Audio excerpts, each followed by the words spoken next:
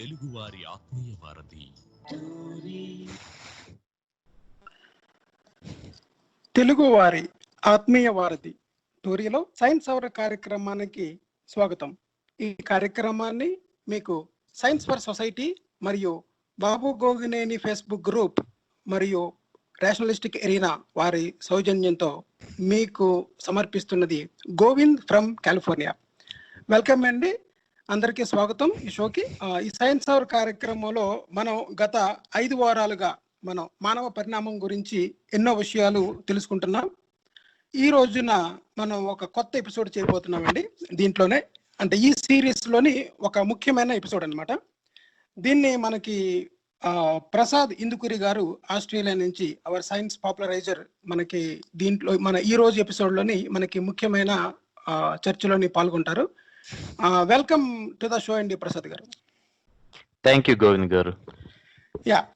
ఈ రోజు ఎపిసోడ్లోని మనం తెలుసుకోండేది ఏంటంటే మన మానవ పరిణామ క్రమంలోని వివిధ రకాల దశలు, తర్వాత ఏమో మనకి పురాతన మానవులు అంటే మానవ నాగరికత ప్రారంభం అవడానికి ముందు మన పూర్వీకులు ఎలా ఉన్నారు అన్న విషయాల్లోని వాళ్ళు ఏం తినేవారు, తర్వాత వాళ్ళు ఎలా చనిపోయారు, ఆ విషయాలన్నీ మనకి ఎలా తెలుసు, అటువంటి విషయాలన్నీ కూడా మనం తెలుసుకున్నాం. అందులో భాగంగానే మనం ఈరోజు మనం తెలుసుకోబోతున్న విషయాలు ఏంటంటే మనకి వాళ్ళు ఎలా ప్రవర్తించేవారు, వాళ్ళ జీవన శైలి ఏంటి, వాళ్ళ యొక్క మనుగడ, వాళ్ళు ఏ విధంగా జీవించేవారు, వాళ్ళు ఎలా ప్రవర్తించేవారు మొదలైన విషయాలతో పాటు మనిషి మాట్లాడడం అనేది ఎప్పుడు మొదలైంది, అసలు మనిషికి క్యాపబిలిటీ అనేది ఎలా వచ్చింది, అసలు మనిషి రాత కంటే ముఖ్యంగా ముందుగా మనం మాట్లాడడం ద్వారా, మనం సైగలు చేయడం ద్వారా మన యొక్క ఒక మనిషికి మధ్య కమ్యూనికేషన్ అంటే మనం ఒక మనిషికి ఇంకో మనిషికి ఏదైనా చెప్పాలి అంటే మనం సైగల ద్వారా చెప్పొచ్చు, అదే మాట్లాడడం ద్వారా చెప్పొచ్చు. అసలు మాట అనేది ఎలా మొదలైంది, మానవ నాగరికతలోని మాట అనేది అంటే ముఖ్యంగా ఎవరికైనా ఒక విషయాన్ని చెప్పాలి అంటే సైగలతో మనం చెప్పవలసి వచ్చినప్పుడు అది కొంత మాత్రమే మనం చెప్పగలుగుతాం అన్నమాట. మనకు ఒక లిమిటేషన్ అనేది ఉంటుంది అక్కడ. కానీ మనిషికి అవధులు లేని అంటే ఆ సైగలతో కాకుండా మాటలతో చెప్పబడినప్పుడు మనం ఎక్కువ విషయాలు చెప్పగలుగుతాం అవతల వాళ్ళకి అనమాట. అసలు మన ఈ హోమోసేపియన్కి, ఈ మానవ జాతికి అసలు మాట అనేది ఎప్పుడు మొదలైంది, దాని చరిత్ర ఏంటి అన్న ముఖ్య విషయాలు ఈరోజు మనం తెలుసుకోబోతున్నామండి. ఇది చాలా ముఖ్యమైన ఎపిసోడ్. ఇందులోని మన బిహేవియర్ అండ్ దెన్ మన మాట అనేది ఎలా మొదలైందన్న విషయాలు మనం తెలుసుకోబోతున్నాం. ఈ చర్చలో మీరు కనుక పాల్గొనాలన్నా లేదా మాతో ఏదైనా విషయాలు మీరు చర్చించాలన్నా, మీ అభిప్రాయాలను మాతో మీరు షేర్ చేసుకోవాలనుకున్నా మీరు tory.live1కి కాల్ చేసి ఈ షోలో పాల్గొనొచ్చండి. థ్యాంక్ యూ అండి ప్రసాద్ గారు. ముఖ్యంగా మీరు అసలు మనిషి నాగరికతలోని మనం ఎన్నో విషయాలు తెలుసుకున్నాం గత 5 వారాలుగా. మనం ఈ రోజు తెలుసుకోబోయే ముఖ్యమైన విషయం ఏంటంటే మనకి మానవులు ఎలా ప్రవర్తించేవారు మొట్టమొదటిసారిగా, ఆ విషయాలు మనకి ఎలా తెలుసు, ఆ విషయాల గురించి చెప్తారా ప్రసాద్ గారు మీరు? తప్పకుండా గోవింద్ గారు. అనదర్ ఇంట్రెస్టింగ్ ఎపిసోడ్ అండి ఈ రోజుది. మనము లాస్ట్ వీక్ వచ్చేసి ఈ environmental changes and weather patterns గురించి చెప్పుకున్నాం. ఇవన్నీ కూడా డ్రైవింగ్ ఫ్యాక్టర్స్ కిందే ఉంటాయి మనకి, ఇండివిజువల్గా సెపరేట్గా ఈ ఎపిసోడ్స్ చేసినా కానీ. సో బిహేవియర్ దగ్గరకు వచ్చేటప్పటికి మనకి మానవ పరిణామ క్రమంలో వేరు వేరు జాతుల కింద ఈ జీవించినటువంటి ఈ వేరు వేరు తెగలు అనుకోవచ్చు, స్పీషీస్ అనుకుంటే, వీళ్ళందరూ ఎలా బిహేవ్ చేశారు అన్న దానికి సంబంధించి మనకి చాలా స్టడీస్ ఉన్నాయి. అందులో మనకి ఈ ఎవల్యూషనరీ సైకాలజీ అని, అలాగే ఎవల్యూషనరీ ఆంథ్రపాలజీ అని, ఈ కల్చరల్ ఎవల్యూషన్ అని వేరు వేరు ఫీల్డ్స్ ఆఫ్ సైన్సెస్ ఉన్నాయన్నమాట. వీళ్ళందరూ ఇవి ఏం చేస్తాయంటే మనకి ఇప్పుడు మోడర్న్ టైమ్స్ లో కూడా ఉన్న వేరు వేరు జంతువుల యొక్క బిహేవియర్ ని అబ్జర్వ్ చేస్తూ, స్టడీ చేస్తూ వాటికి కారణాలు ఏమై ఉంటాయి, ఏంటి, అవి ఎలా బిహేవ్ చేస్తున్నాయి, అవి ఆపోజిట్ మేట్స్ని ఎలా అట్రాక్ట్ చేస్తున్నాయి, అండ్ షెల్టరింగ్, ఫుడ్ ఇలాంటివన్నీ ఎలాగా ఏర్పాటు చేసుకుంటున్నాయి అన్నదాన్ని బట్టి స్టడీ చేసింది ఒకటి ఉంటుంది. అది కాకుండా కూడా మనకి అది ప్రత్యేకంగా మానవుల దగ్గరకు వచ్చేటప్పటికి మనం ఎక్కువగా ఆర్కియలాజికల్ ఎవిడెన్స్ల గురించి చూడటం అయితే జరుగుతుంది న్యాచురల్గా. ఎందుకంటే because we are very much different from other living beings at the same time, similarities ఉన్నా కూడా. సో కానీ మనకి ఇక్కడ వచ్చిన ప్రాబ్లం ఏంటంటే, మనకి ఎర్లీ యాన్సిస్టర్స్ ఎవరైతే మనం దాదాపుగా 3 మిలియన్ నుంచి 1.5 మిలియన్ వరకు ఎగో, అంటే దగ్గర దగ్గర 30 లక్షల నుంచి 15 లక్షల వరకు అనుకున్న ఎర్లీ యాన్సిస్టర్స్, అంటే ఈ వానరుల నుంచి నరులుగా మారే ఈ బైపడలిజం వచ్చిన తర్వాత ఇదంతా కూడా ఈ నిప్పుని తయారు చేయటము, దాన్ని ఉపయోగించుకోవటము కూడా తెలియని ముందు రోజుల్లో మనకి బిహేవియర్కి సంబంధించి దొరికిన ఎవిడెన్సెస్ ఆల్మోస్ట్ లేవనే చెప్పుకోవాలి. ఎందుకు అంటే మనకి ఈ టూల్స్ తయారు చేయటము అలాంటివన్నీ వచ్చింది ఆ తర్వాత. కాబట్టి ఈ స్టోన్ టూల్స్ అన్నది తర్వాత బోన్స్ కి సంబంధించిన ఎవిడెన్స్లు వచ్చినా కానీ అవి లేటర్ పార్ట్లు వచ్చినవి. కాబట్టి అంతకు ముందు ఈ మనకి ఈ మహా అయితే పాదముద్రలు అలాంటివి దొరికినాయి. మనం ఇంతకుముందు ఒక ఎపిసోడ్ లో మాట్లాడుకున్నట్టు, అది కూడా ఈ వాల్కానిక్ యాష్ ఉన్న చోట్ల పాదముద్రలు ఉన్నప్పుడు అది క్విక్ గా సెడిమెంట్ అయిపోవటము, ఫజిలేజ్ అయిపోవటము వల్ల మనకి కొన్ని విషయాలు తెలిసినాయి. ఎలా నడిచి ఉండేవారు, వాళ్ళ బరువు ఎత్తు ఎలా ఉండేది, వాళ్ళ గైట్ ఎలా ఉండేది, వాళ్ళు ఎంతమంది ఎంత స్పీడ్ గా నడిచేవారు, షేప్ ఎలా ఉంది, పాదాల షేపు, ఇలాంటివి మనకి తెలిసినవి. కానీ ఇప్పుడు ఈ బిహేవియర్ దగ్గరకు వచ్చేటప్పటికి మనం కొన్ని విషయాలు అయితే ఎజ్యూమ్ చేసుకోవటం మాత్రమే జరుగుతోంది. అది కూడా మోడర్న్ డే చింపాంజీస్ని చూసి వాటితో కంపేర్ చేసుకుని మామూలుగా కొన్ని అయితే. అది కాకుండా మనకి దాదాపు ఈ రీకన్స్ట్రక్షన్ చేసుకుంటే, అంటే ఈ 2 డిఫరెంట్ టైం పీరియడ్స్ ని మనం ప్రీహిస్టరీలో, మానవుల యొక్క ప్రీహిస్టరీలో రీకన్స్ట్రక్ట్ చేసుకుంటే, అంటే వాళ్ళు ఎలా బిహేవ్ చేస్తుంటారు అన్న దాని మీద మనము కాన్సన్ట్రేట్ చేసుకుంటే, ఒకటి ఆఫ్రికాలో ఈ హోమో ఎగస్టర్ అన్న వాళ్ళ మీద దాదాపుగా 1.5 మిలియన్ ఇయర్స్ ఎగో జీవించినట్టుగా తెలుస్తున్న వీళ్ళ మీద చేసిన వాళ్ళ దగ్గర నుంచి సేకరించిన స్టడీస్ ని, ఎవిడెన్స్ ని అబ్జర్వ్ చేస్తూ చేసిన రీకన్స్ట్రక్షన్ అయితే ఒకటి ఉంది. అలా కాకుండా దాని తర్వాత మళ్ళీ దాదాపు ఒక 25,000 సంవత్సరాల క్రితం ఈ హోమోసేపియన్స్ లోనే మనకి యూరోప్ లో నివసించే తెగ, అది క్రోమాగ్నోన్స్ అంటారు, వీళ్ళకి సంబంధించిన ఆర్కియలాజికల్ ఎవిడెన్సెస్ ని కూడా గ్యాదర్ చేసిన తర్వాత రీకన్స్ట్రక్ట్ చేసిన థియరీస్, అబ్జర్వేషన్స్, అనాలిసిస్లు 2 ఉన్నాయి. వీటి గురించి చెప్పుకోవాలనుకుంటే, సో మనకి బెస్ట్ సోర్స్ ఆఫ్ ఎవిడెన్స్ కింద ఇప్పటికీ చెప్పుకుంటున్నది స్టోన్ టూల్స్ అండి. అంటే దాదాపు 2.5 మిలియన్ల సంవత్సరాల క్రితం మొదలు పెట్టి ఉంటారు సింపుల్ టూల్స్ అయినా తయారు చేయటము అని మనకి తెలుస్తుంది. ఏంటి, ఈ హ్యూమన్ అండ్ యానిమల్ రిమైన్స్ ని యూజ్ చేసి వాటిని ఎనాలిసిస్ చేసిన ద్వారా మనం వేరియస్ డేటింగ్ మెథడ్స్ ని యూజ్ చేసి అది ఎప్పుడు జరుగుంటది అన్నది తెలుసుకోవటం ద్వారా. సో వీటిలో గత 400,000 అంటే 4 లక్షల సంవత్సరాలుగా మాత్రమే కొద్దిగా అయినా ఈ వెరైటీ ఆఫ్ ఎవిడెన్స్ అన్నది మనకి దొరికినట్టుగా తెలుస్తుంది. అంటే ఈ వేటాడటానికి కానీ, నిప్పుని ఉపయోగించుకోవటం కానీ, అలాగే షెల్టర్లో కానీ మనకి దాదాపుగా 4 లక్షల సంవత్సరాల క్రితం నుంచి మాత్రమే ఇలా వెరైటీ ఆఫ్ ఎవిడెన్స్ దొరకటం అన్నది తెలుస్తుంది. దీని తర్వాత వచ్చేసి ఒక 1,00,000 సంవత్సరాల క్రితం నుంచి మనకి ఈ హ్యూమన్ కల్చర్ లో వచ్చిన చేంజెస్ అన్నది నెక్స్ట్ ఫేజ్ ఆఫ్ చేంజెస్ కింద మనం వీటిని చెప్పుకోవచ్చు.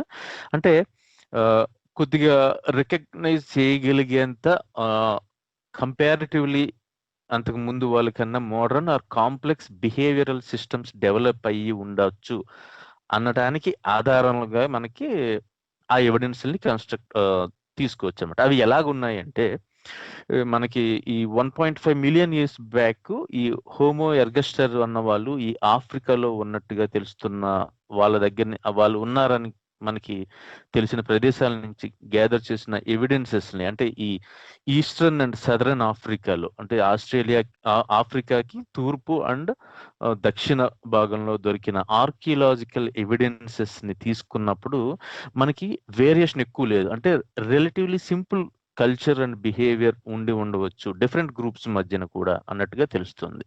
సో ఇదే సమయంలో మనకి ఏషియాలో కానీ అలాగే మిడిల్ ఈస్టర్న్ లో కానీ ఈ Homo erectus or Homo habilis వాళ్ళు అదే సమయంలో వేరే చోట్ల జీవిస్తున్నట్టుగా మనకి ఎవిడెన్స్లు ఉన్నాయి.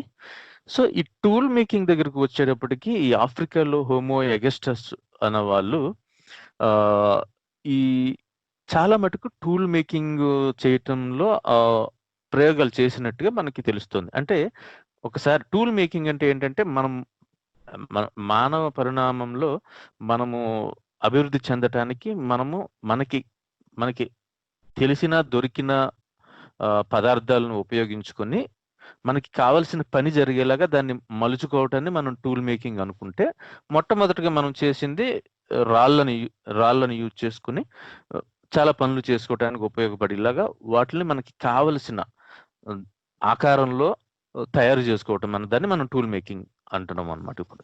సో దీనికి ప్రసాద్ గారు, మనం అంతకుముందు అనుకున్నాం కదా, మనకి మెకానికల్ అడ్వాంటేజ్ అన్నట్టుగా మనం ఏదైనా ఒక పనిని సహజంగా మనకి ఉన్న చేతులతో కానీ గోడలతో కానీ పళ్ళతో కానీ లేదా మనకున్న అవయవాల శక్తితో చేయడం అన్నది కాకుండా మనం కొన్ని పనిముట్లు ఉపయోగించడం ద్వారా, అది కర్ర కావచ్చు, రాయి కావచ్చు, లేదా కొన్ని టెక్నిక్స్ అన్నమాట, ఆ షార్ప్ ఎడ్జెస్ ఉపయోగించి కానీ, కర్రను సూదిగా చేయలు కానీ, చేపలను వేటాడడం కానీ, ఇటువంటివన్నీ చేయడం ద్వారా మనం ఎక్కువ ప్రొడక్టివిటీ అన్నమాట, అంటే తక్కువ సమయంలో ఎక్కువ పని చేయడము, అలాగే కొన్ని పనుల్ని చాలా సులభంగా చేయగలగడము, అదే తక్కువ శ్రమతో. అంటే ఇటువంటి దానినే ఒక preliminary very early stages of technology అని మనం చెప్పుకోవచ్చు అనమాట.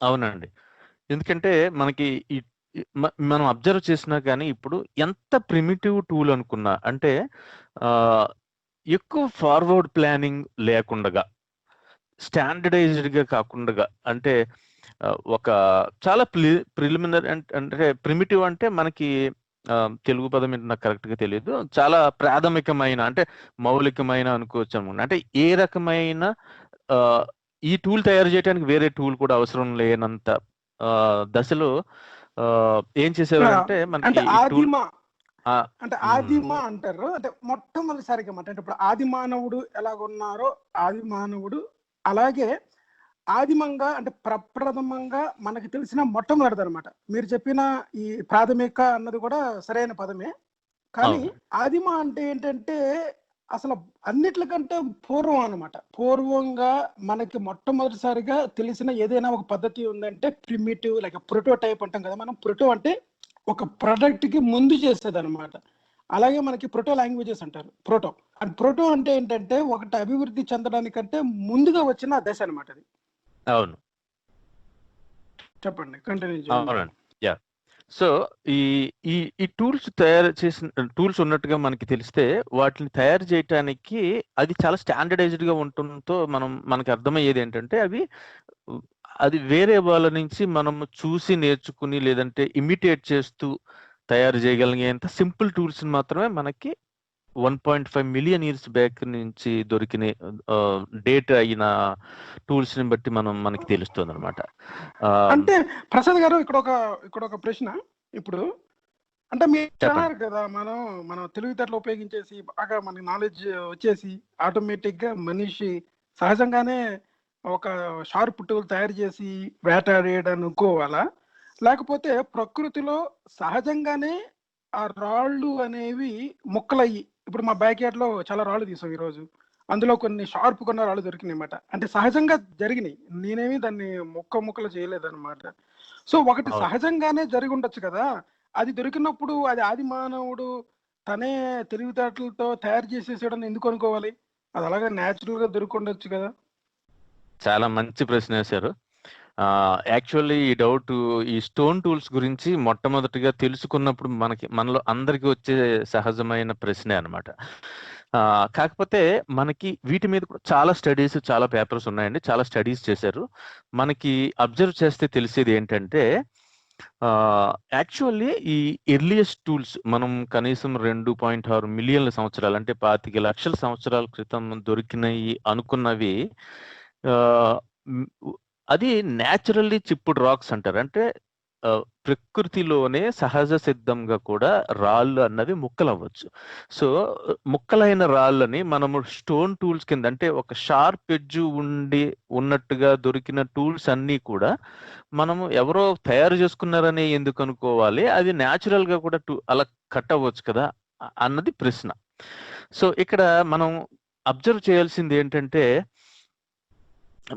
మనకి ఎవిడెన్స్ లో దొరికింది ఏంటంటే ఈ ఫాజిలైజ్ అయిన అంటే ఈ శిలాజాలుగా మారిపోయిన యానిమల్ బోన్స్ కి గాని రిమైన్స్ గాని మనం దొరికిన వాటికి వాటి దగ్గరలో చిప్పుడు రాక్స్ దొరకటం ఒకటి.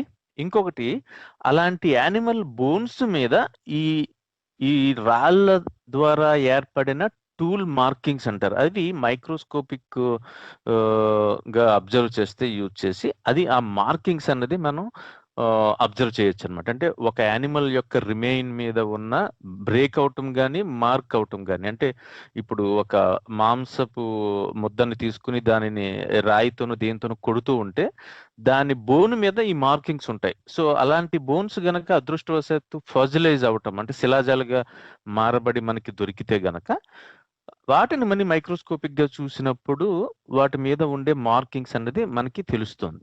ఇది కాకుండా ఇంతకన్నా బలమైన ఆధారాలు యాక్చువల్ గా మనకి రాళ్లలోనే ఉంటాయి. అది ఏంటంటే యాక్చువల్ గా ఈ స్టోన్ టూల్స్ ని ఎలా తయారు చేసేవారు అంటే మనకి ఒక ర్యాండమ్ గా 2 రాళ్ళని ఇష్టం వచ్చినట్టుగా కొట్టేస్తే మనకి కావాల్సిన స్టోన్ అవ్వదు. యాక్చువల్ గా ఎర్లీ హ్యూమన్స్ చూసుకుంటే మనకి అలా సింపుల్ గా ఉంటాయి. కానీ సింపుల్ గా ఉన్నా సరే అంటే తర్వాత మనకి ఈ యూరోప్ లో ఎలాగా టెక్నికల్ గా ఎలాగ బెటర్ అయినవి అన్నది డిస్కస్ చేసుకుంటాము. సో ఈ టెక్నిక్ ఏమంటారంటే ఈ పెర్కషన్ ఫ్లాకింగ్ అంటారండి. అంటే ఒక పెద్ద రాయిని దాని ఎడ్జ్ లో ఇంకొక రాయి తోటి ఎక్కువ ఫోర్స్ ఉపయోగించి కొట్టడం వల్ల దాన్ని ఫ్లేక్ అంటారు. ఫ్లేక్ కింద బయటకు ఊడి వస్తుంది. అంటే అది దానికి షార్ప్ ఎడ్జ్ ఉన్న ఒక చిన్న ముక్క అన్నమాట, చిప్పింగ్ అనుకోవచ్చు మనం. సో ఇది ఒక రాయిని ఇంకొక రాయితో కొట్టడం వల్ల వస్తుంది. సో కానీ ఇక్కడ బ్రేకేజ్ ప్యాటర్న్స్ అన్నవి ఏవైతే ఉంటాయో అంటే అది ముక్కలైన విధానం న్యాచురల్ గా అయిన దానికి డెలిబరేట్ గా చేసిన అటెంప్ట్ కి చాలా తేడా ఉంటుంది. సో డెలిబరేట్ అటెంప్ట్ అంటే ఒక పనికి కావలసినట్టుగా మనం తయారు చేయటాన్ని మనం ఇక్కడ డెలిబరేట్ అటెంప్ట్ అంటాం. ఒక మనిషి చేసినట్టుగా, ఒక ఆది మానవుడు చేసినట్టుగా. అలాగే న్యాచురల్ గా జరిగేదానికి కూడా కారణాలు ఉంటాయి. అంటే extreme weather or temperature variations ఉన్నప్పుడు, కొన్ని ఎడారుల ప్రాంతాల్లో, మంచు ప్రాంతాల్లో అంటే పగలకి రాత్రికి చాలా తేడా ఉన్నప్పుడు, అలాగే కొన్ని నదులు సెలయేళ్ళు ఉన్న చోట గాని, భూమిలో కూడా కొన్ని పొరల్లో ఉన్నప్పుడు కూడా వీటి మధ్య జరిగే రాపిడి వీటి వల్ల గాని, న్యాచురల్ గా ఏవైనా ప్రకృతి విపత్తులు జరిగినప్పుడు కానీ జరిగిన వాటికి కూడా ఈ షార్ప్ ఎడ్జ్లుగా మీకు వచ్చే అవకాశం ఉంటుంది. కానీ కేవలం అంటే ప్రసాద్ గారు ఈ పగలడం అనేది రాయిలోని సహజంగా ఈ శీతోష్ణ స్థితులకి ఆ ప్రెషర్స్ ఏవైతే ఉంటాయో వాటికి సహజంగా పగలడం అంతే తప్ప నరుడు చూపుకి నల్లరాయి కూడా పగిలిపోతుంది అంటారు, ఆ పగలడం కాదనమాట అయితే. అది కాదండి. అక్కడికి వద్దాం. చూపుకి కాకపోయినా నరుడి బలానికి పగిలినాయి. అది ఎలా పగిలినాయి, అది ఎలా తెలిసింది అంటే మనకి బ్రేకేజ్ ప్యాటర్న్ మీరు చూస్తే కనుక ఇప్పుడు ఏదైనా సరే స్టోన్ టూల్స్ ని మనకి ఈ బల్బ్ ఆఫ్ పెర్క్యుషన్ అని ఉంటుంది. Bulb of percussion or impact of percussion, point of impact అని కూడా అనొచ్చు మనం. అంటే ఎక్కడైతే కొట్టారో కరెక్ట్ గా దెబ్బ ఎక్కడ పడిందో ఆ రాయికి అన్నది 2 ఉంటాయి. ఒకటి కోర్ అంటాం. అంటే మనం పెద్ద రాయిని ఆ కోర్ కి నెగిటివ్ బల్బ్ అని ఒకటి వస్తుంది. అంటే అలాగే మొక్క అయిన దాన్ని ఫ్లేక్ అంటాం అనమాట. దానికి పాజిటివ్ బల్బ్ అని వస్తుంది. అంటే ఈ బల్బ్ అంటే ఏంటంటే ఒక కోనికల్ షేప్ లో ఉన్న అది బ్రేక్ అవటం అన్నది. మీరు ఎడ్జ్లో పెట్టి కొడితే ఎప్పుడు కూడా మీకు అది గ్రాడ్యువల్గా పదునెక్కుతూ చివరికి వెళ్ళే కొలది చివరిని చాలా పదునుగా దొరుకుతుంది. సో అది ఒక ఉద్దేశంతో డెలిబరేట్గా తయారు చేసింది. అంటే ఒక పనికి మనకి కొయ్యటానికి కానీ వేటాడటానికి తర్వాత కానీ ఉపయోగించడానికి అవసరమైనట్టుగా తయారు చేశారు కాబట్టి.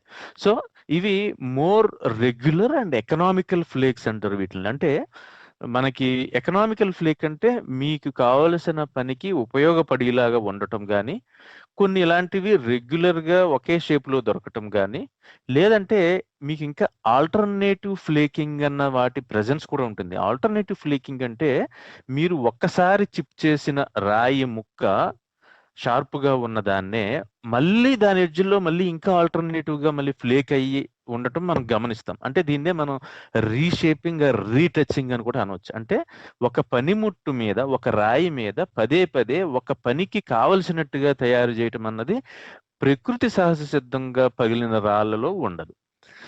అందులో కూడా కొన్ని ఎక్స్ట్రీమ్ సిచ్యువేషన్స్ లో జరుగుతుంది. బట్ అది చాలా పెద్ద డిస్కషన్. బట్ మనం హై లెవెల్లో చూసుకుంటే ఈ ఆల్టర్నేటివ్ ఫ్లేకింగ్ అంటే ఆల్రెడీ ముక్క అయిన దాని ఎడ్జ్లో మళ్ళీ తయారు చేయటము, ఒక పనికి కావలసినట్టుగా తయారు చేయటము, రెగ్యులర్ గా ఉండటము, ప్యాటర్న్స్ ఉండటము, అలాగే ఆల్రెడీ దొరికిన రిమైన్స్ దగ్గర ఉండటం, ఆ రిమైన్స్ మీద వీటి మార్కులు ఉండటం, ఇవి కాకుండా ఇంకా ఈ రిపిల్స్ ఉంటాయండి. అంటే మనకి ఏ రాయినైతే కొట్టామో అది పగిలిన తర్వాత మీరు చూస్తే ఆ పగిలిన వైపున ఈ బ్లో అంటే ఈ ఫోర్స్ ఉపయోగించి కొట్టిన దెబ్బకి ఈ షాక్ వేవ్స్ వల్ల రిపిల్స్ వస్తాయి. ఆ రిపిల్స్ అంటే ఎలా ఉంటాయంటే ఇవి కాన్సెంట్రిక్ గా ఉంటాయి. అంటే అన్నీ ఒకే కేంద్రం నుంచి గీసినట్టుగా ఉంటూ, ఇవన్నీ కూడా పాయింట్ ఆఫ్ ఇంపాక్ట్ అని మనం ఇంతకు ముందు పాయింట్ ఆఫ్ పెర్క్యుషన్ అని ఏదైతే అంటామో ఆ పాయింట్కి కాన్సన్ట్రేటెడ్ గా ఉంటాయి. అంటే కావాలని ఒక చివరన చాలా బలం యూజ్ చేసి ఒక యాంగిల్లో కొట్టినప్పుడు మాత్రమే మనం అబ్జర్వ్ చేయగలిగేవి ప్రకృతి సహజ సిద్ధంగా పగిలిన రాళ్ళలో కూడా షాక్ వేవ్స్ ఉంటాయి. కానీ అవి చాలా నెంబర్ ఆఫ్ షాక్ వేవ్స్ కింద ఇంటర్నల్ గా కనపడటం జరుగుతుంది. కానీ ఒక ఎడ్జ్ లోంచి అది ప్రోగ్రెసివ్ గా కోన్ కి ఎలాగైతే ఎక్స్పాండ్ అవుతుందో చిప్ అయ్యే చోప్పుడు అలాంటి వైపుకి వెళ్ళటం అన్నది న్యాచురల్ గా జరిగేదానికి దొరకదు. సో ఇవన్నీ డిఫరెన్స్లు అనమాట. సో నాట్ జస్ట్ వన్, అంటే అవి దొరికిన ప్రదేశాన్ని అంతకు ముందు మనకి అవగాహన ఉన్న అక్కడ ఎవరు జీవించి ఉన్నారు, వాళ్ళు ఎలాంటి ఆహారం తినేవారు, ఎలాంటి పని చేసేవారు అన్న ఈ అన్నిటితో క్రోడీకరించుకున్న తర్వాత మనకి దొరికిన ఈ ఎవిడెన్స్లను బట్టి మనకి అర్థమయ్యేది మోర్ ఆర్ లెస్ మనకి 95% యాక్యురసీస్తో ఈ రోజు అది చెప్పగలం అనమాట. అది ఎవరైనా తయారు చేశారా అంటే is it a deliberate attempt to make a tool or a natural అన్నది మనకి తెలుస్తుంది. అది ఐ హోప్ మీ ప్రశ్న అర్థమైందండి. అది గుడ్, థ్యాంక్ యూ. అంటే రకరకాల టెక్నిక్స్ ఉపయోగించి ఒక రాయిని మనకి కావాల్సిన విధంగా ఉద్దేశపూర్వకంగా కొట్టినట్లయితే అది ఎలా పగులుతుంది అన్న విషయాన్ని ఆధారం చేసుకొని మనం అది ఒక మనిషి కావాలని తయారు చేస్తుంది తప్ప ప్రకృతిలో సహజ సిద్ధంగా ఏర్పడింది కాదు అన్నది దాని సమాధానం. అవునండి. నెక్స్ట్ మనకి ఈ టూల్స్ దేనికి ఉపయోగించేవారు అసలు, అంటే ఎక్కడెక్కడ ఉపయోగించేవారు అంటే నేను కొన్ని నేషనల్ జియోగ్రఫిక్ దాంట్లో చూసినప్పుడు మీరు కొయ్యడానికి అన్నారు. అంటే మామూలుగా ఏంటంటే ఒక జంతువుని వేటాడడానికి ఉపయోగించవచ్చు, తర్వాత ఆ జంతువుని మనం కొయ్యడానికి అనమాట. అంటే ఎక్కడ కొయ్యాలి, చర్మాన్ని కొయ్యడం కానీ, లేకపోతే ఏదన్నా ఒక నార తాడులు కానీ దాన్ని కట్ చేయడానికి కానీ, దాన్ని కట్టడానికి మన ఒక లెదర్ సంబంధించిన ఏదైనా ఉన్న తాళ్ళు కానీ లేకపోతే అటువంటి వాటికి ఉపయోగిస్తారని అర్థమైంది. అది కాకుండా ఇంకా ఎక్కడెక్కడ ఏ ప్రదేశాల్లో ఈ రాళ్ల పనిముట్లని ఉపయోగించేవారు? మనకి ఇప్పుడు చెప్పుకుంటున్న ఈ ఆఫ్రికా హోమో ఎగస్టర్ జాతి వీళ్ళు యూజ్ చేసిన స్టోన్స్ లో అయితే ఎక్కువగా దొరికిన వాటిని మనం చూస్తే ఈ చాపింగ్, కటింగ్, స్క్రాపింగ్ అని అంటారు. అంటే వేటాడటానికి కావలసినంత టూల్స్ వాళ్ళు అప్పటికి డెవలప్ చేయకపోయినా మనకి ఇప్పుడు కట్టింగ్ అంటే ఒక పెద్ద మాంసపు ముద్దని చిన్న చిన్న ముక్కలుగా చేయటానికి అవసరమయ్యే టూల్స్ తయారు చేయటం కానీ, కొయ్యటానికి కానీ, అలాగే స్క్రేపింగ్కి తెలుగులో ఏమంటారండి ఒక ఎముక నుంచి మాంసాన్ని పక్కకి లాగటానికి స్క్రేప్ చేయటం అంటారు. చేల్చడమా లేకపోతే కోరడమా?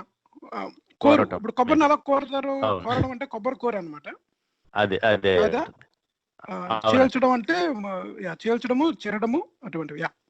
సో మెయిన్ వచ్చేసి మనకి ఏదైనా ఒక జీవిని చంపటానికో, చనిపోయిన తర్వాత దాని మాంసాన్ని బోను నుంచి వేరు చేయటానికో, లేదంటే దాన్ని ఇంకా ఫర్దర్ గా చిన్న చిన్న ముక్కలు చేయటానికో గీకుతారు కదా దాన్ని.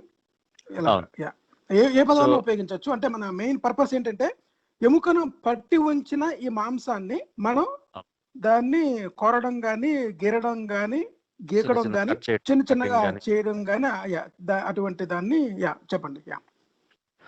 అవును. ఇది కాకుండా కూడా మనకి ఎర్లీ హ్యూమన్స్ ఈ వెదర్ నుంచి అంటే మనకి ఈ మన పర్యావరణం నుంచి, అక్కడ చలి నుంచి, మంచు నుంచి, అంటే తర్వాత వేరు వేరు ప్రదేశాలకు మూవ్ అయిన తర్వాత వాటి నుంచి కాపాడుకోవడానికి మనకి మొట్టమొదటిగా శరీరాన్ని కప్పుకోవడానికి ఉపయోగించినట్టుగా కూడా మనకి ఈ లెదర్ అంటే జంతువు యొక్క చర్మాన్ని స్క్రాప్ చేయడానికి కూడా ఉపయోగించినట్టుగా మనకి తెలుస్తుంది. అలాగే ఈ బోన్స్ అంటే మొట్టమొదటి టైలర్ అన్నమాట. అవును. టైలరింగ్ అనేది మనకి ఈ హోమో సేపియన్స్ లోనే ఎక్కువ ఉంటుంది. అంటే సూయింగ్ కూడా ఉంది అప్పుడైతే. దాదాపు ఒక 32,000 సంవత్సరాల క్రితం. అది మనం నెక్స్ట్ టాపిక్ వద్దాం, ఎలాగా వచ్చినప్పుడు చెప్తాం అది. సో ఈ స్టోన్ టూల్స్ అన్నది ఇది చాపింగ్, కటింగ్, స్క్రేపింగ్ ఇవన్నీ చేయటానికి యూజ్ చేసినట్టుగా మనకు తెలుస్తుంది. అండ్ ఆల్రెడీ మనకి ఈ ఫజిల్ అయి దొరికిన బోన్స్ మీద ఈ మైక్రోస్కోపిక్ అబ్జర్వేషన్స్ చేసినప్పుడు ఈ patterns of wear and tear wear అన్నది మనకి అబ్జర్వ్ చేయడం జరుగుతుంది. అంటే ఈ క్రాక్స్ కానీ, ఈ ఇండెంటేషన్స్ కానీ, స్క్రాచ్ మార్క్స్ కానీ ఒక స్టోన్ ని యూజ్ చేసినప్పుడు దాని ఎడ్జ్ల్లో దాన్ని ఎందుకు యూజ్ చేసాము అన్న దాని మీద డిపెండ్ అయ్యి ఉండి దాని ఎడ్జ్ అన్నది మనకి స్టడీ చేయటం మనకు తెలుస్తుంది. అలాగే కొన్ని ట్రేసెస్ ఆఫ్ మెటీరియల్స్ అంటారు. అంటే ఈ ప్లాంట్ ఫైబర్స్ కానీ, వుడ్ కానీ, మీట్ కానీ ఇవి ఈ ఎడ్జ్లో ఎంబెడ్ అయిపోయినప్పుడు వాటికి సంబంధించిన మైక్రోస్కోపిక్ ఎవిడెన్సెస్ కూడా మనం స్టడీ చేయటం అన్నది చూసినప్పుడు మనము ఏ స్టోన్ దేనికి ఉపయోగించి ఉండవచ్చు అన్నది మనం చెప్పొచ్చు. అలాగే నెక్స్ట్ ఈ బిహేవియర్ లో ఒక క్వశ్చన్ వచ్చి ఇక్కడ వీళ్ళు వేటగాళ్ళ లేదంటే స్కావెంజర్స్ అన్నప్పుడు మనం చాలా ఎర్లీ హ్యూమన్స్ ఇప్పుడు మాట్లాడుకునే హోమో ఎగస్టస్ వాళ్ళు వీళ్ళు వేటగాళ్ళు అంటే ఎవరు, స్కావెంజర్స్ అంటే ఎవరు చెప్పండి. స్కావెంజర్స్ అంటే మనకి ఈ వేరే జంతువు ఏదైనా అటాక్ చేసి తింటున్నప్పుడు దాని రిమైన్స్ ని, మిగిలిపోయిన వాటిని ఏరుకుని తెచ్చుకుని తింటాడు, అది స్కావెంజింగ్ అంటే మన రాబందులు ఎగ్జాంపుల్ ఫర్ నక్కలు, హైనాస్. ఇప్పుడు పులి, సింహము అనేవి వేటాడాయి అనమాట. అవి ప్రైమరీగా వేటాడతాయి, పులి, సింహము అని. తర్వాత దాన్ని ఆధారపడి జీవించేవి ఏంటంటే హైనాస్ గాని, నక్కలు గాని, ఇటువంటి రాబందులు గాని, అవన్నీ కూడా ఆ మిగిలిన పదార్థాన్ని ఎవరైనా చంపినా దాన్ని తింటాయి అనమాట.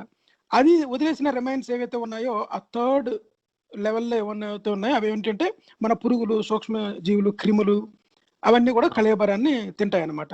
సో ఈ ఎకలాజికల్ బ్యాలెన్స్ అంటే ఈ ప్రకృతిలో సహజ సిద్ధంగా ఉన్న ఈ చైన్ ఏదైతే ఉందో ఒకదాని మీద ఆధారపడేది, దాంట్లోని మనిషి వేటాడేవాడా లేకపోతే ఆల్రెడీ చనిపోయిన దాన్ని కానీ ఎవరో చంపిన దాన్ని కానీ తినేవాడా అన్నది ప్రధానమైన ప్రశ్న. ఈ మంచి క్వశ్చన్. ఇది మనిషి ఆ ఫుడ్ చైన్ లో ఎక్కడ ఉన్నాడు అన్నది మనకి తెలుసుకోవడానికి, అర్థం చేసుకోవడానికి ఉపయోగపడుతుంది అనమాట. సో ఈ ఎకో సిస్టమ్ అని చదువుతాం మనం చిన్నప్పుడు, పిరమిడ్ ఆఫ్ ఎకో సిస్టమ్ అని. అంటే మోస్ట్ ప్రెడేటరీ అన్నది పైన ఉంటే అది దేని మీద డిపెండ్ అవుతుంది, ఇది దేని మీద, ఈ పిరమిడ్ షేప్ లో ఉంటుంది మనం చదివితే.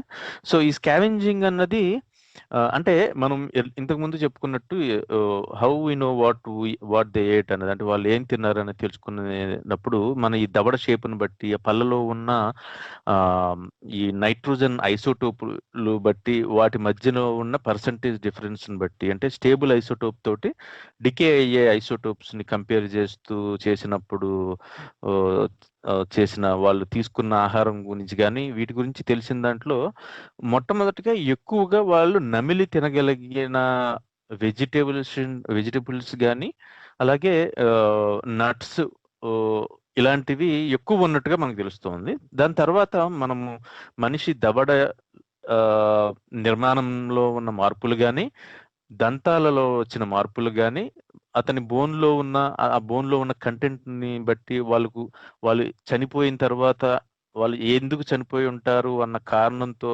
చూసిన తెలిసిన డిసీజెస్ అవి ఎందుకు వస్తాయి, ఇలా అన్ని ఈ ఎవిడెన్స్లన్నీ పెట్టుకుంటే మనకి గ్రాడ్యువల్గా వెజిటేషన్ అండ్ నట్స్ నుంచి మీట్ కన్జంప్షన్ అన్నది తర్వాత యాడ్ అయినట్టుగా మనకు తెలుస్తుంది. ఈ స్కావెంజింగ్ లో కూడా ఇక్కడ ఈ వీళ్ళు హోమో ఎగస్టర్ అన్న వాళ్ళు కొన్ని దొరికిన కొన్ని వీళ్ళు ఉన్నారన్న దగ్గర దొరికిన కొన్ని రిమైన్స్ లో ఏం దొరికినాయి అంటే ఈ బోన్స్ మీద స్టోన్ టూల్ మార్క్స్ ఉన్నాయి. వేటి మీద అంటే టీత్ మార్క్స్ మీద. అంటే అంతకు ముందు ఆల్రెడీ ఏదో ఒక కార్నివోర్, అంటే ఏదో ఒక వేరే మృగం ఏదో చంపిన తరువాత ఆ గుర్తుల మీదుగా ఈ గుర్తులు ఉండటం అన్నది ఈ మైక్రోస్కోపిక్ గా గమనించడం జరిగింది. సో దీన్ని బట్టి వీళ్ళు హంట్ చేసే కాకుండా ఈ వేరే జీవి ఏదైనా వేటాడిన తర్వాత దానిని కన్జ్యూమ్ చేసి కూడా ఉండవచ్చు అన్నట్టుగా మనకి తెలుస్తుంది.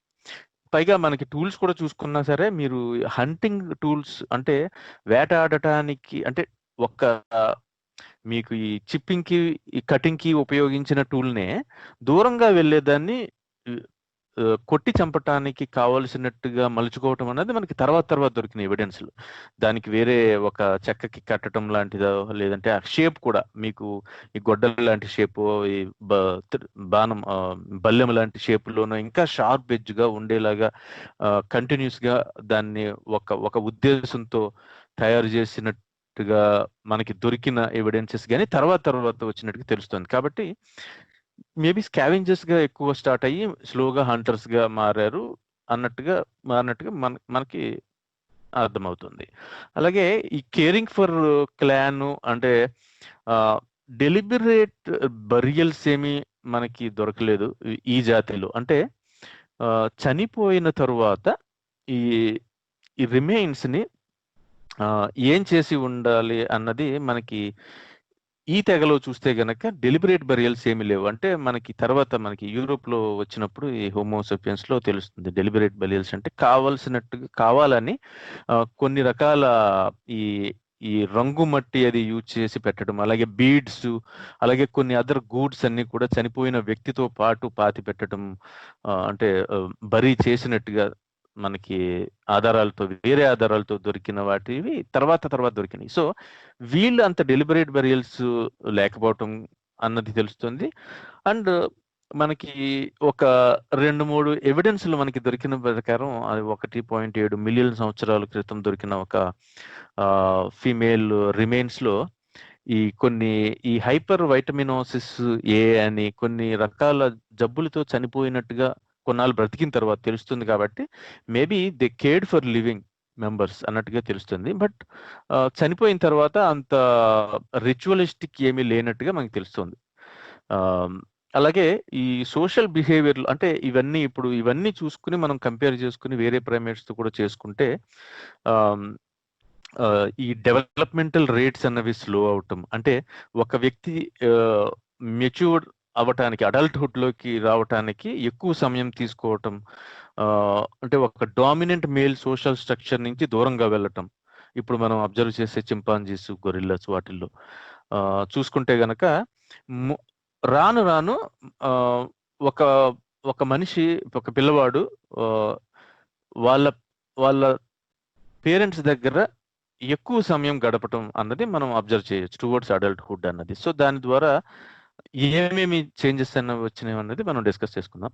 సో ఇది హోమో ఎగస్టర్ అండి. ఇంకొకటి యూరోప్లో మనకి హోమోసేపియన్స్ అంటే యూరోప్లో ఉన్న వాళ్ళని అప్పుడు మనం క్రో మ్యాగ్నమ్స్ అంటే ఇది 25,000 సంవత్సరాల నుంచి ఇప్పటికి జరిగినట్టుగా ఉన్న టైం లైన్ మనం రీకన్స్ట్రక్ట్ చేసుకుంటే గనక మనకి దొరికిన ఎవిడెన్స్లతోటి ఇక్కడ మనకి చాలా అబాండెంట్ ఆర్కియలాజికల్ ఎవిడెన్స్లు మనకి దొరికినాయి మోడర్న్ హ్యూమన్స్ కి సంబంధించి.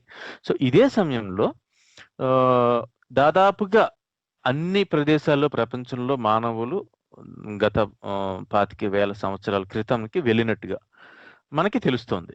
అంటే మేబీ ఎక్సెప్ట్ అమెరికాస్ అంటే ఎర్లీ హ్యూమన్స్ అది వేరే డిస్కషన్ చేద్దాం అలాగా.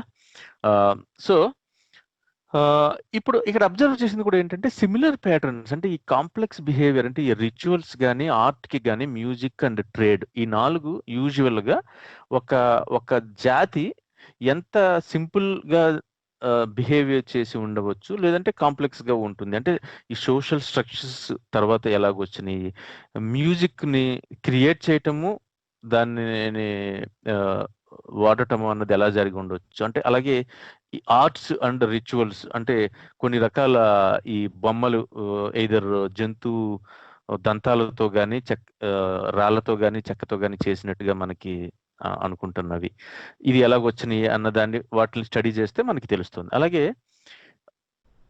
ఎక్కువ ఎవిడెన్స్ దొరకటమే కాకుండా ఈ హోమోసేపియన్స్ కి సంబంధించి అంటే మనం హోమోసేపియన్స్ అనుకుంటే ఎర్లీ హోమోసేపియన్స్ అనుకుంటే ఈ కల్చరల్ డిఫరెన్సెస్ కూడా చాలానే ఉన్నట్టుగా తెలుస్తుంది. అంటే డిఫరెంట్ ప్లేసెస్ లో దొరికిన వాటిల్లో మళ్ళీ స్లైట్లీ డిఫరెంట్ వేరియంట్స్ అన్నది మనం అబ్జర్వ్ చేయడం జరుగుతుంది. అంటే డిపెండింగ్ ఆన్ ఆ ఎన్విరాన్మెంటల్ కండిషన్స్ కి అనుగుణంగా అడాప్ట్ అయ్యే ప్రాసెస్ లో కానీ లేదంటే ఒక సోషల్ ఐడెంటిటీ కోసం చూస్తున్న తెగలు కానీ అంటే వేరు వేరు తెగల్లో ఉండే మనుషులు వాళ్ళ రంగు రూపుల్లో బిహేవియర్ మాత్రమే కాకుండా వాళ్ళు రకరకాల ఈ మట్టిని రంగుని వేసుకున్నట్టుగానో ఏదైనా ఈ చెక్కతోటి ఈ పుల్లలతోటో ఫేస్ మీద వాటిల్లోని అంటే ఇప్పటికీ మీరు ఈ అండమాన్లో జాతుల్లో కానీ ఈ అమెజాన్లో ఉన్న కొంతమంది ఆధునిక మానవ ఈ సివిలైజేషన్ కి దూరంగా ఉన్నట్టుగా ఉన్న వాళ్ళని కానీ మీరు అబ్జర్వ్ చేస్తే సిమిలారిటీస్ మీరు చూడొచ్చు అనమాట. వేరు వేరు చిన్న చిన్న గ్రూపులు ఉన్నా కానీ అందులో కూడా మళ్ళీ వాళ్ళ cultural and interaction social interaction అలాగే ట్రేడ్ వేరే వాళ్ళతో కూడా ఇప్పుడు ఇది కూడా ట్రేడ్ అని కూడా మనం చూస్తాం. యాక్చువల్గా అంటే ట్రేడ్ అంటే మనకి గివ్ అండ్ టేక్ అనుకుంటే కనుక ఇవన్నీ కూడా మనము అబ్జర్వ్ చేయటం జరుగుతుంది ఇందులో. సో ఇందులో మళ్ళీ అగైన్ ఈ డెలిబరేట్ బరియల్ అన్నది అంటే చనిపోయిన వ్యక్తులని ఒక ప్రదేశంలో తీసుకుని వెళ్ళి వాళ్ళని ఈ ఆక్రే అంటారు దాంతో బాడీని కవర్ చేయటము లేదంటే అదే రంగు మట్టి ద్వారా లేదంటే కొన్ని అలంకారాలు చేయటము కొన్ని గూడ్స్ ని పెట్టటము. మన ఈజిప్టియన్స్ దాకా తీసుకుంటే చాలా కథలు మనకి తెలుసు. అంత కాకపోయినా ఏదో కొన్ని వాళ్ళు ఉపయోగించే టూల్స్ను వాళ్ళు నమ్మినట్టుగా కొన్ని బొమ్మలని అంటే ఈ వీనస్ అని కొన్ని లేడీ బొమ్మల్ని అవి మనకి పెట్టినట్టుగా మనకి దొరికిన ఆధారాలను బట్టి మనం చూస్తే గనక వీళ్ళు చనిపోయిన వాళ్ళతో ఇంటరాక్ట్ అయ్యే ప్రయత్నంగా కానీ లేదంటే చనిపోయిన తర్వాత కూడా ఆఫ్టర్ లైఫ్ ఉంటుంది లేదా ఉండవచ్చు అనే బిలీఫ్ వాళ్ళకి ఉండే అవకాశం ఉన్నట్టుగా కూడా మనం అర్థం చేసుకోవచ్చు.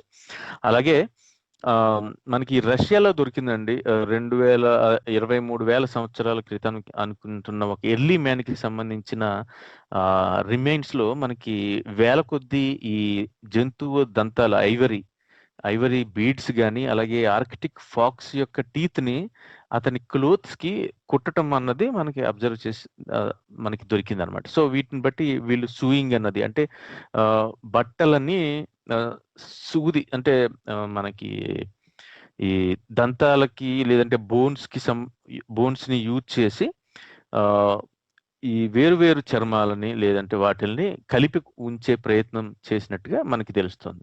అలాగే ఈ స్కెల్టల్ రిమైన్స్ ఉంటాయండి. ఇంకా వీటిల్లో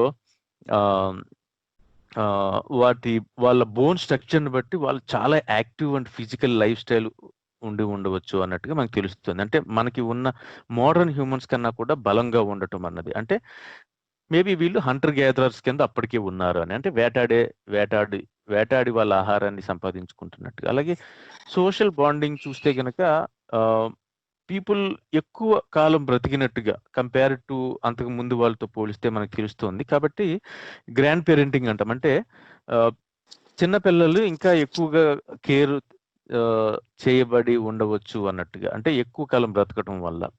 అలాగే పెద్దవాళ్ళని ఎల్డర్లీ అండ్ ఇంజ్యూర్డ్ వాళ్ళని వాళ్ళని గురించి కేర్ తీసుకున్నట్టుగా తెలుస్తుంది.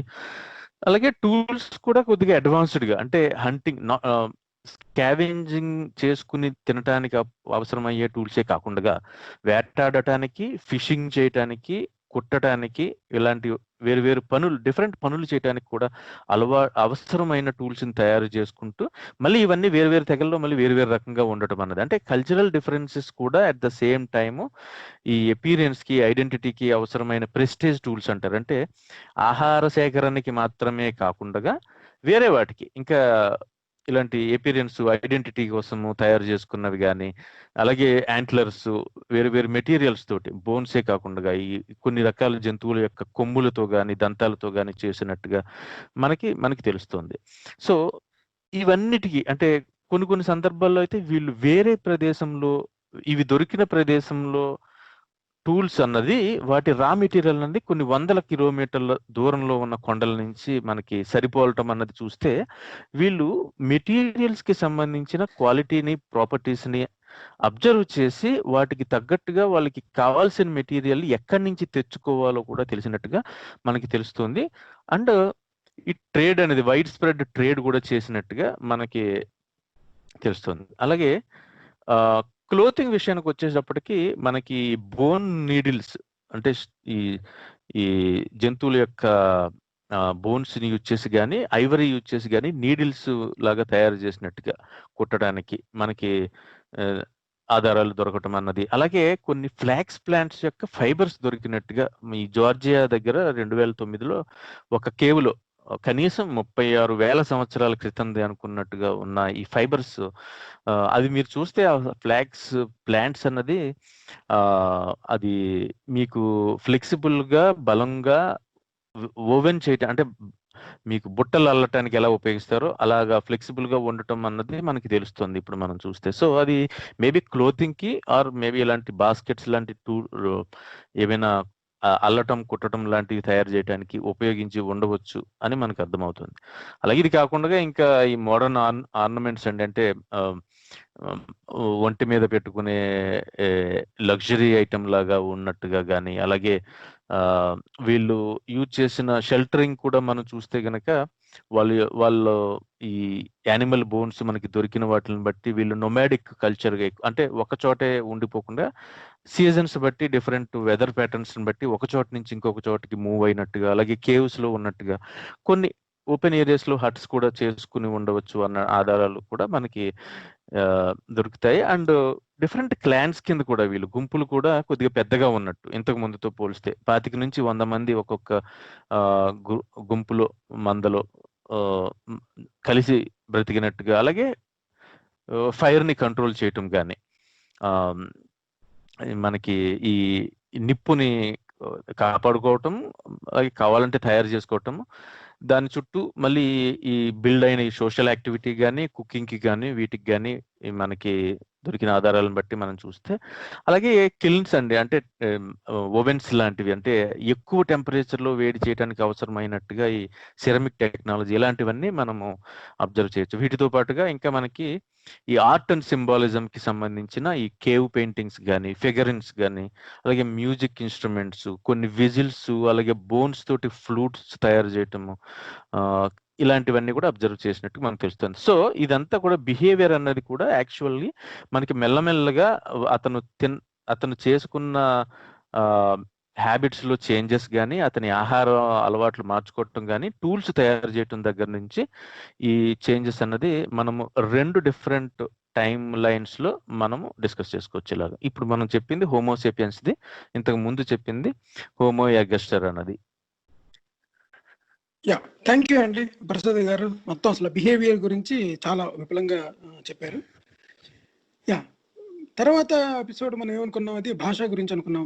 భాష మాట్లాడడం అనేది అసలు ఈ మాట్లాడడం అనే ప్రక్రియ ఎప్పుడు మొదలై ఉంటుంది అన్న విషయానికి నేను కొన్ని అంటే అసలు చరిత్ర ఏంటి అంటే మనకి మాటలు అనేవి ముఖ్యంగా మనం చరిత్రలో కనుక తీసుకున్నట్లయితే చరిత్రలో ముఖ్యంగా మనకి లభ్యమయ్యే ఏంటంటే రాత లిఖిత పూర్వకంగా దొరికినవి అనమాట. అంటే మనకి శిలా శాసనాలు కానీ కొన్ని తాళపత్ర గ్రంథాలు కానీ లేకపోతే చర్మం మీద రాసినవి కానీ గోడల మీద రాసినవి కానీ ఏదైనా ఒక లిఖిత పూర్వకంగా దొరికిందనమాట. అంటే లిఖిత పూర్వకంగా దొరికిన దానికి ఒక కొంత కాలాన్ని అంటూ మనం గణించవచ్చు. అంటే ఇది ఫలానా పుట్టుది దొరికింది లేకపోతే ఒక 3 లక్షల సంవత్సరాల క్రితంది అని. కానీ మనిషి ఎప్పుడు మాట్లాడాడు అన్న విషయం అంటే హోమోసేపియన్స్ మొట్టమొదటిసారిగా భాషను ఉపయోగించి అంటే మాట్లాడడం అనేది అంటే సైకిల్ చేయడం అనేది మనకు తెలుసు. సైకిల్ చేయడం అనేది ప్రిమిటివ్ గా మనం ఇప్పుడు ఆది మానవుల కంటే ముందు మనకి ఈ ప్రాథమికంగా ఉన్న వానరాల్లోని మనం చూసినట్లయితే అవి సైకిల్ చేసుకొని ఒక సంజ్ఞ అంటాం కదా మనం, అటువంటి వాటితోని సంజ్ఞ అటువంటి వాటితోని మనం ఈ సైకిల్తోని ఆహభావాలతోని కోపంగా ఉన్నప్పుడు ముఖం చిట్లించడం లాంటివి కానీ తీసుకొని మనం కమ్యూనికేట్ చేసుకోవచ్చు. కానీ భాష అనేది మొట్టమొదటిసారిగా మనిషి మాట్లాడవలసిన అవసరం ఏంటి, అసలు మాట అనేది ఎలా అభివృద్ధి చెందింది, మొట్టమొదటి అంటే మన మానవ ప్రగతి లేదా మానవ పరిణామ క్రమంలోని చూసుకుంటే మనకి ఎక్కడ కూడా ట్రేసెస్ కనిపించమాట. అంటే రచన అనేది దానికి ఎటువంటి ఆధారాలు అయితే ఉన్నాయో మనం మాట్లాడిన దానికి ఆధారం అనేది ఎక్కడ మనకు కనిపించదు. మనం దొరికిన శిలాజాలు కానీ మన శరీర నిర్మాణ భౌతిక వ్యవస్థలో ఉన్న జరిగిన మార్పులు ఏవైతే ఉన్నాయో అంటే కంఠస్వరము ఈ విధంగా రావడానికి మనకి వోకల్ కార్డ్స్ డెవలప్ అవడానికి కానీ అభివృద్ధి చెందడానికి కానీ తర్వాత ఏమో మన నాలుక ఉపయోగించి మన స్వరపేటికి నుంచి వచ్చిన శబ్దాన్ని మనం దాన్ని కంట్రోల్ చేయడం ద్వారా అంటే ఏ పదాన్ని ఎలా ఉచ్చరించాలి అని మన నాలుక పై అంకిటికి తగిలితే ఎలా ఉంటుంది, పెదాలని బిగబెట్టినప్పుడు ఎలా ఉంటుంది, మన లోపల ఉన్న ఊపిరిని బయటికి వదులుతున్నప్పుడు ఆ పెదాల దగ్గర నుంచి వస్తున్నప్పుడు మన దంతాలు ఉపయోగించి నాలుకను ఉపయోగించి అంగిటిని ఉపయోగించి పెదాలని బిగబెట్టి ఊపిరిని బిగబెట్టి స్వరంలో వస్తున్న హెచ్చు తగ్గుల్ని ఇవన్నీ ఇన్ని ప్రక్రియలు జరిగితే గానీ భాష అనేది రూపుదిద్దుకోదనమాట. అంటే మాట్లాడడం అనే ప్రక్రియ జరగదు. ఇంత గొప్పగా మాట్లాడింది అవతల వాళ్ళు అర్థం చేసుకోవడం అంటే మనం ఉపయోగించే ఈ శబ్దం ఏదైతే ఉందో ఆ శబ్దానికి అర్థం అవతల వాళ్ళకి ముందే తెలిసి ఉండాలి. అంటే వాళ్ళకి కూడా ఈ జ్ఞానం అనేది ఉండడం అనమాట. అంటే ఇదంతా ఈ రోజు ఉన్న లాంగ్వేజ్ నేర్చుకోవడం అనేది పక్కన పెడితే వేల సంవత్సరాల క్రితం మనిషి రూపుదిద్దుకుంటూ అంటే మనిషి రకరకాల జాతులు మనం అనుకున్నాం కదా, మనిషి హోమోసేపియన్ కంటే ముందు మనకి హ్యాబిలస్ అలాగే హోమో ఎరెక్టస్ అలాగే మనకి ఆస్ట్రలోపిథెకస్ అలా రకరకాలుగా మనం నియాండర్థాల్స్ ఎన్నో రకాలుగా మానవ జీవజాతులు ముందు అంతరించిపోయినాయి అని చెప్పుకున్నాం. మనం వీళ్ళందరూ ఎలా మాట్లాడుంటారు అన్న విషయం తీసుకుంటే నేను టైం లైన్ గురించి ఒక బ్రీఫ్ గా ఒక హిస్టరీ చెప్పి నేను మీకు ఇస్తాను. మనం కనుక పురావస్తు పరంగా చూసుకుంటే ఏ ఆధారాలు కనిపించమాట, కానీ శరీర నిర్మాణంలో ఉన్న మార్పులను బట్టి అదేవిధంగా జన్యువుల ఆధారంగా మనం నిర్ణయించినట్లయితే మనిషికి మాట్లాడగలిగే క్యాపబిలిటీ అంటే ఆ సామర్థ్యం ఉండేది అన్న విషయం తెలుస్తుంది.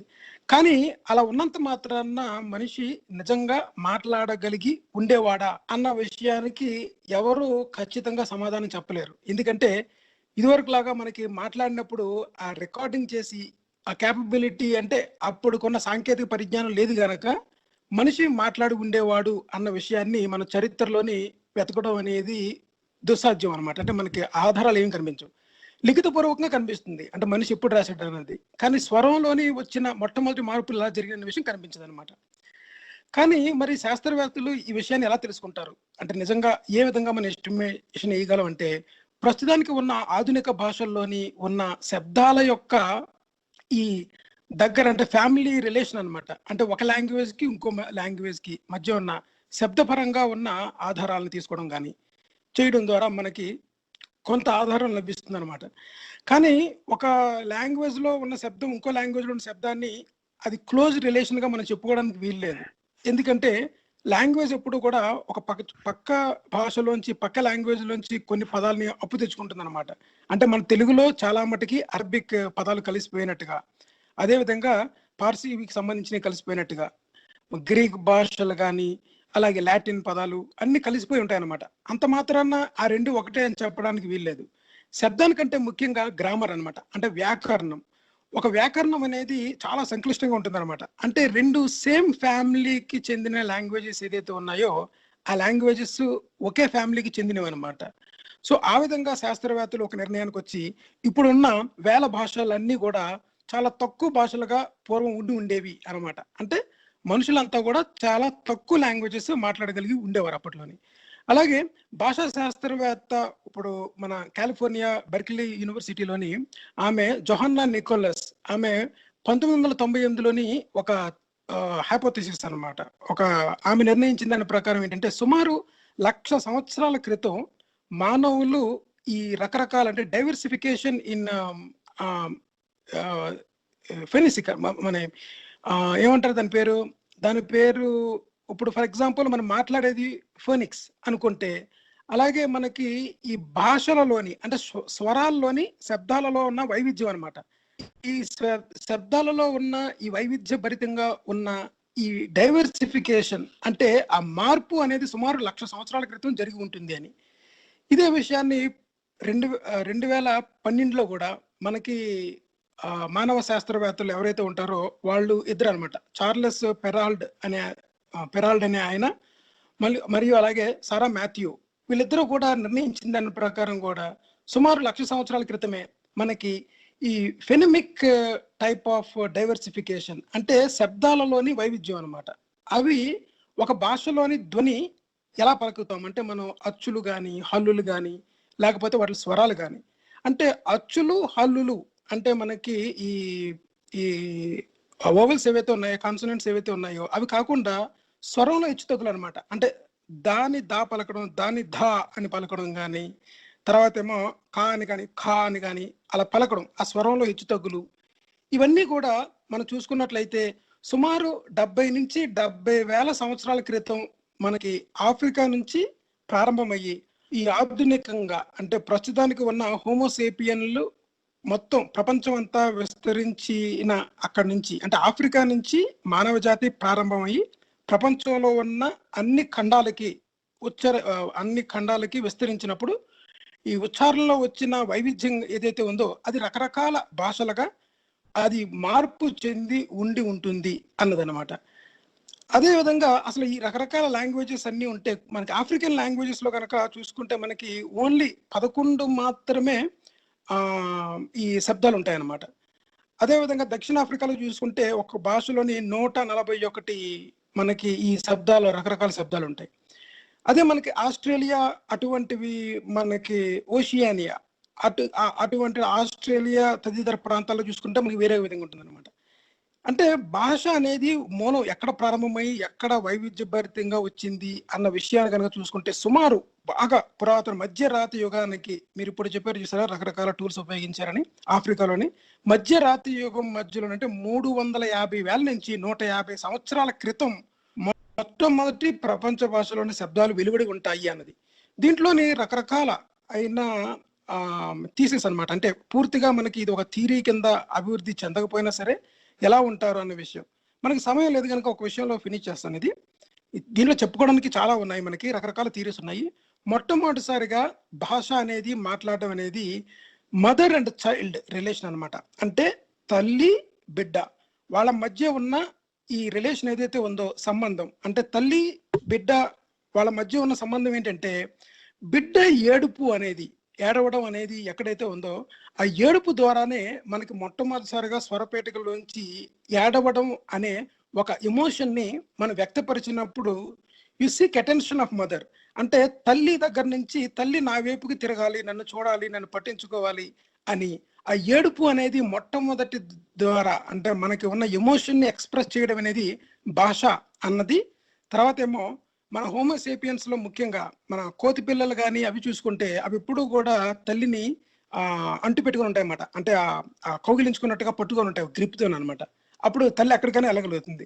కానీ మానవుల విషయం వచ్చే లోపలికి అలా బిడ్డ పట్టుకొని కరిచి పెట్టుకోవడం అనేది జరగదు అనమాట. ఎందుకంటే మనలోని రోమాలు లేకపోవడము, మనకి గ్రిప్ అనేది లేకపోవడము, కాళ్ళతో మనం పట్టు లేకపోవడం వల్ల ఒక తల్లి బిడ్డని చంకనెత్తుకొని వెళ్ళాలన్నమాట. అది కూడా ఎడం చేత్తో ఎత్తుకొని నడిచి ఉంటుంది అని. ఎందుకంటే కుడి చేత్తో కొన్ని పనులు చేసుకోవచ్చు మీరు. అలా ఉండడం ద్వారా అప్పుడు ఆకలి వేసినప్పుడు పిల్లవాడు ఏడవడం కానీ, బర్పు రావడం కానీ, త్రేణుపులు కానీ, తర్వాత ఏమో చిన్న చిన్న పదాలు పలకడం కానీ, మమ్మమ్మ అని అటెన్షన్ సీక్ చేయడం కానీ, ఇటువంటి ద్వారా మనకి భాష అనేది అభివృద్ధి చెంది ఉంటుంది అనేది ఎక్కువగా మనం అందరూ కూడా నమ్మి, అంటే శాస్త్రవేత్తలు అందరూ కూడా ఒక ఏకీభావానికి కుదిరిందనమాట. ఇంకొక విషయం ఏంటంటే, మనం చేసే సంకేతాలు కానీ, ఆహభావాలు కానీ, వివిధ సహజమైన శబ్దాలు కానీ, ఇతర జంతువుల స్వరాల నుంచి, అదేవిధంగా ప్రకృతిలో మనకి కనిపించే శబ్దాలని అనుకరించడం ద్వారా కానీ, ఇటువంటి మార్పులకి గురయ్యి ఇటువంటి మార్పులకి గురవడం ద్వారా భాష అనేది అభివృద్ధి చెంది ఉంటుంది అని Charles Darwin the descent of man and selection in relation to sex అనే బుక్ 1871లో రాసిన దాంట్లోని అటువంటి భావాన్ని, అటువంటి తను భాష అనేది ఎలా ఉద్భవించి ఉంటుంది అన్న దానికి ఆయన సమాధానంగా చెప్తారనమాట. సో ఈ విధంగా భాష అనేది పూర్తిగా వైవిధ్యభరితంగా ఉండి మార్పుకి గురైంది అన్నది మొట్టమొదటిసారిగా మనిషి ఎలా మాట్లాడి ఉంటాడు అన్నది. ఈ స్వరపేటికలో ఉన్న విషయాలు అవి ఎలా ఉండేవి, ఏ విధంగా వైవిధ్యభరితంగా ఉండేవి, అందులో వచ్చిన మార్పులు, ఇవన్నీ కూడా మనం నెక్స్ట్ వీక్లో చెప్పుకుందామండి ప్రసాద్ గారు. తప్పకుండా అండి. మీరు ఇంకేమన్నా ఫినిష్ చేయండి. నేను ఒక 2 పాయింట్స్ యాడ్ చేస్తానండి. అంటే బాగా చెప్పారు.